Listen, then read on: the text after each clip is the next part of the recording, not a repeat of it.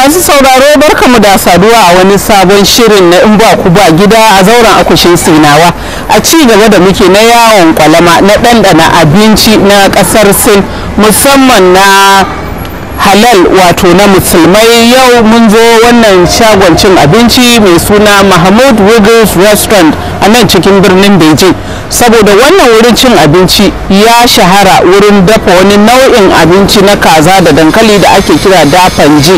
Cikin shekaru 4 da ne a nan kasar Sin a kuma nan birnin Beijing, dafanji yana ɗaya daga cikin abincin da na fi marmarin ci a koda yaushe in na je ɗakin dafa abinci na musulmai.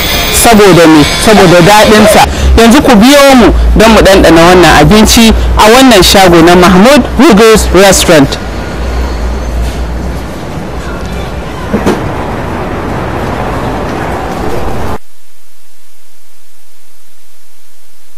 Hai, masha Allah, ga abinci dankali a babban faranti an haɗa shi cikin 'yan mintoci kaɗan.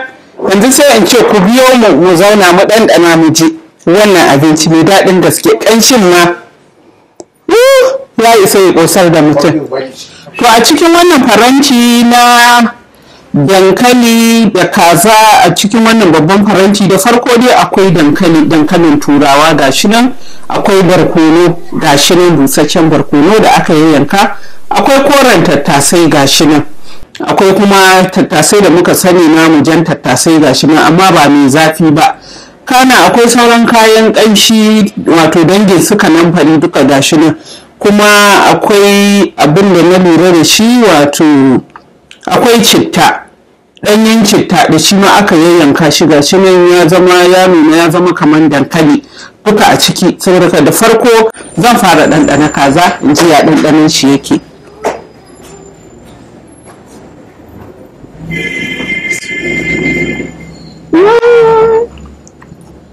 Abin mamaki shine cikin 'yan mintoci kaɗan aka dafa shi amma ba ku ji ba, yayi laushi ba tauri kuma gashi ya ji gishiri.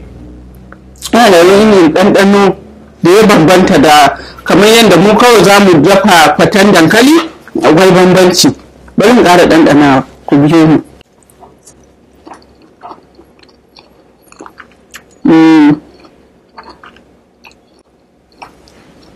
Yayi. Yanzu kuma zan ɗanɗana dankalin gashi nan a cikin ruwan miya.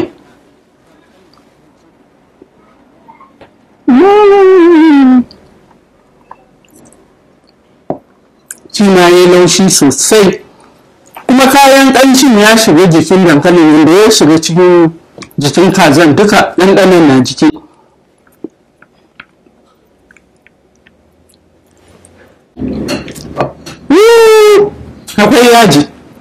Akwai yaji sosai, amma kamar mu da muka tashi ta ƙasar Hausa yaji ba abun tsoro ba ne, iyakaci wanda ba sa son yaji sosai sai a rika shan ruwa.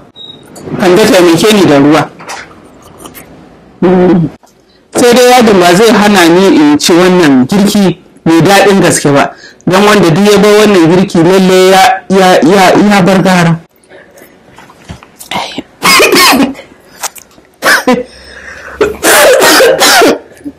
Ayo. To kamar yadda dai kuka lura wannan abinci ba cin mutum ɗaya ba ne saboda yawansa. To galibi a al'ada wannan abincin an dafa shi akan zuba a wannan babban faranti ne saboda gaba ɗaya a taro a ci, kamar da yadda yake a al'adunmu na Hausa da kuma musulunci. Saka yanzu wannan abinci zan gayyaci 'yan uwana Kande da Amina za su taya ni mu ci tare, dan ya fi ƙarfin cin mutum ɗaya. Kande, Amina, bismillah ku zo mu ci abinci.